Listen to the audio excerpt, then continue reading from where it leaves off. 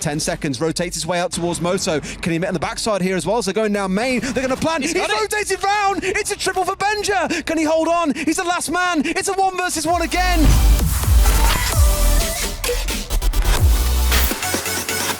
Kovana, they're bringing in Benjamaster in here from Denmark. How does he fit in the team? Yeah, and I mean, if you've been in high elo ranked, I haven't, but if you have been in high elo ranked, I watched he people was probably terrored your elo. It's basic to say. They're bringing in a ranked gunner that recently turned 18. I think it was about 2 weeks ago. But going back to their changes, they're losing an IGL for a fragger, and that puts a lot more weight and responsibility more across the team. I think they've talked publicly about it being a more of a multiple person shot caller type role, and that's fine. But my worry especially is for Anarchic because of his poor stats in stage 2.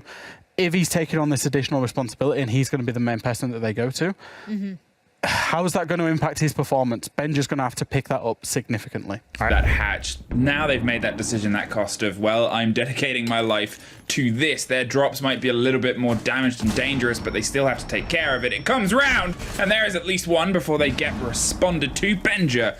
Debut game, debut kill. It's the first for Kovana in this game so far. And out to run in, manages to not get the kill, but I believe, no, not even the injure on either of these players. And as Benja comes in with a great double kill, the plant's going down in the meantime. Anarchic putting 45 seconds on the clock. It's Benja that brings it down to all the way, only up to always. I would say driven by an exceptional young gunner. Definitely so. Benja, the new man coming in right here, just turned 18. Able to pick up a triple kill from the start of the round. But really, should he have? Dan is on the close angle here, waiting for the sledge to slip past. Who does? The spray's over the top. It's Benja with one more. Concerned about underneath, looks for the feet, can't quite connect. Of course, Grizzly, well, they open up just slightly. Benja coming around the corner. There is going to be that bulletproof cam giving away some of the information. They might want to deal with that, and that's exactly what Grizzly will do. Disables it, tries to shoot it right after, and there we go. Yeah, Archives or Dollar Stake will be coming through, and Benja will be able to pick up a single kill. Goes for the plant. 12 seconds later towards the mirror.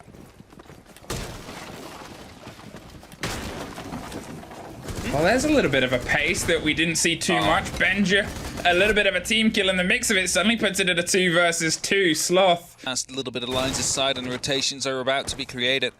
It is Empire that is already at the walls of the bank.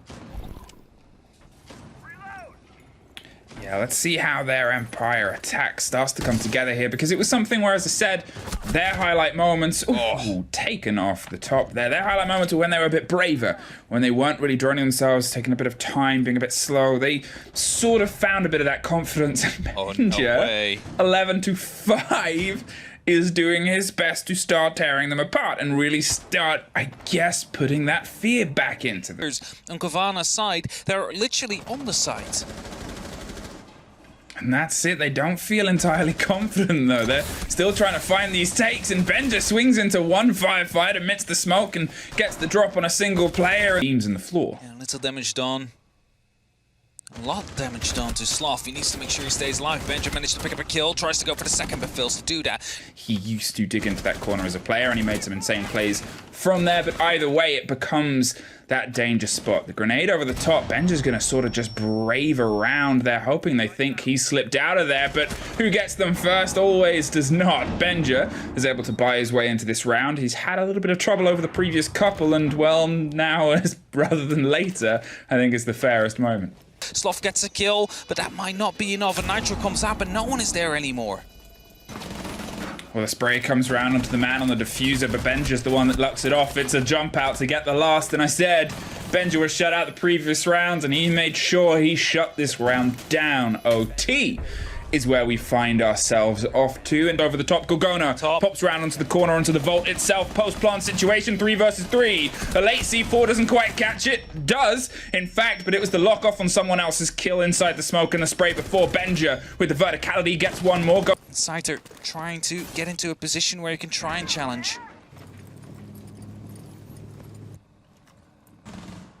Wow, it's Grizzly that suffers first. The spray comes through onto stock, but Benja makes sure that he is at least a bit protected. Their joystick off the board early, and enough. They're trying to pick up all the pieces. They have just enough time to get the spray around, but Scyther can't quite get the lockdown on the other side. It's suddenly a 3 versus nobody. Benja opened the game with a kill and locked it out in the same. It went the whole way, but it's the debut that anyone dreams of, and Kavana start this split in the best way possible. Indeed, what a debut it has been for him. Benja able to pick up so many of these kills, important kills, 3 Ks even to start off the round and the game. MVP, as Murat or Mr. Officer rightly called. Big thing in the top left of the screen next to that smiling rookie's face is EPP, expected player performance. The average is 100. He blasted it. The recent change from having, you know, a bit of a support player, a bit of an IGL, they've gone the complete opposite. If that didn't work, why not bring in the freshest of gunners? They've brought in Benja, and, well, his first game was enormous. You couldn't have a better debut than this man has, to the point where he's one of the top 4 rated players in all of EUL. That is a special debut. Grizzly here on the alibi, Gorgona on the ground floor. Benja was up here earlier on as well, and now it's Sloth looking to go for the challenge, but he's going to find himself pincered in from a couple of sides, and in comes the aggression. One more shutdown before Benja does finally strike back. Of Gorgona lurking down beneath. He's got the Nitro in hand.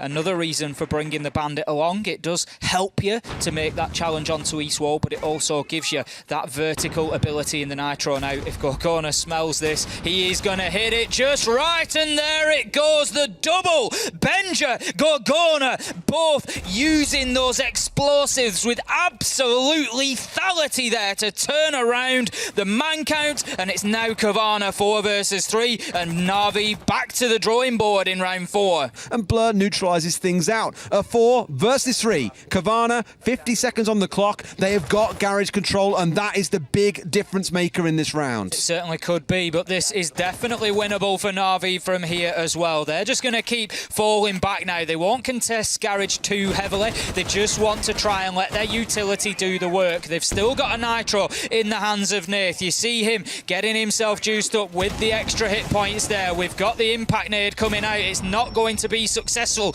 in the angle that it opens up. The kills start raining in. The Nitro's gone. The final one is down. And Kavana, they take us to overtime. Very well with those drones just on a leash there ahead of them, and saves. He gets the drone, but he's going to be spotted out as well. He doesn't have an opportunity to push onto Benjameister, who gets in there quickly and gets a kill onto Nathan. That is a big, big opening for Kavana. Some of the ingredients, Des, it's all about just getting it cooking now and frying themselves up a treat. Sloth, he's looking to get established in blue. If he gets that kill, it's all over. Surely he gets it, but then they start coming back. Blur and saves on site will not be stopped. It's 1 versus 1. Benja versus Blur. 2 big players who we know are both capable of winning in these situations. Benja takes advantage of that corner station, gets the extra HP. That could be big in the grand scheme of things. Blur, time is now or never. The diffuser's going down. He won't be able to stop it. Now then, Benja doesn't know to look over his shoulder and use the utility against them. 35 seconds here, and Blur, he needs to find his man, but he needs to do it with at least 7 seconds left to be able to disable that activated diffuser. Shots are exchanged. The corner stations come out and start picking up the extra HP. He needs to go in now and make this challenge. He needs to win it. It's Blur versus Benja. He's behind the boxes. I think Blur knows at this point he can pre-fire this. He moves around. He finds his man, and he's got the time on the clock. But can he find the diffuser? He's got 4 seconds. He needs to move quickly. He is just in time. The entry kills will come. They're going to be certainly looking towards Sloth now. 11 and 9 on the day and going well. Can he see the man through the drone hole? Just not quite. Now then, the nade comes in, but it's going to be Benja who really does the damage. Finding a kill onto Dork. In terms of utility, not the end of the world. They've still got nades available on Maverick. They've got the hard breach that they need. They've got all the tools at their disposal to win this one. 45 seconds. It's now. This is your moment, Na'Vi.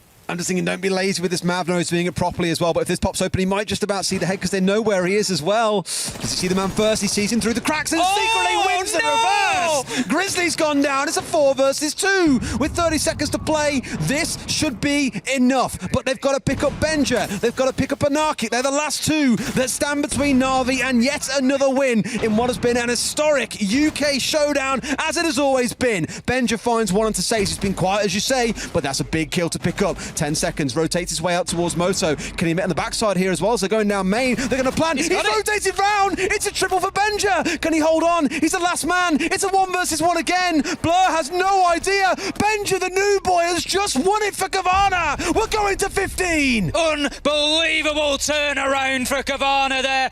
Benja on the flank through Moto, and an essential kill onto the man, planting inside of the Ashrush spot, and that was the moment that Na'Vi's fortunes fell apart.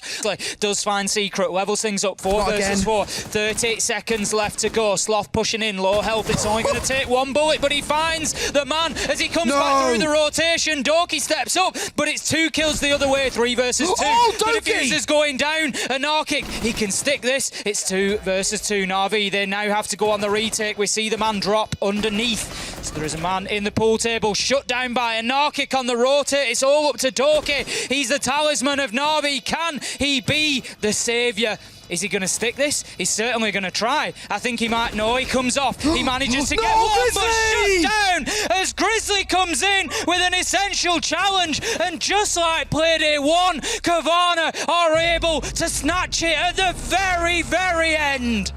I could watch in the 15 rounds of that. That was amazing. You can't keep doing this to us, Kavana. Imagine this for another 7 weeks. That's unbelievable. I mean, the Empire game, you looked at it and they fought to. The Kavana are just showing, or you know, this new iteration of Kavana are just showing unreal levels of resilience. They got 5 rounds in a row. They were 5-2 up and they got brought back to overtime. You could understand a team being beaten up and battered after that, but no, they just knuckled down and got it done. Unreal.